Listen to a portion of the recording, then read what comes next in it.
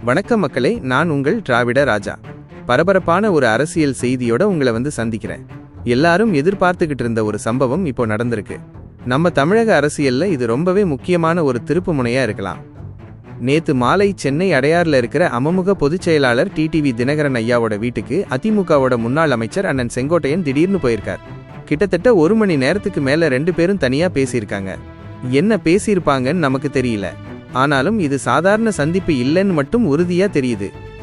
ஏன்னா தமிழ்நாட்டில் இருக்கிற ஒவ்வொரு அதிமுக தொண்டனும் ஒரு நாள் கட்சி ஒன்று சேராதான் ஏங்கிட்டு இருக்காங்க.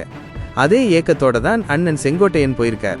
அதிமுகவை ஒன்று சேர்க்கணும்னு ஏற்கனவே பகிரங்கமா அவர் கோரிக்கை வச்சிருந்தார்.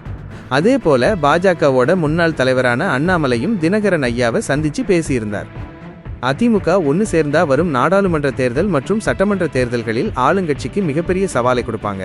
இந்த ஒரு சந்திப்பு மிகப்பெரிய அரசியல் மாற்றத்தை கொண்டு வரும்னு அரசியல் விமர்சகர்கள் சொல்றாங்க. பொறுத்திருந்து பார்ப்போம் தமிழக அரசியல் களத்துல அடுத்து என்ன நடக்க போகுதுன்னு.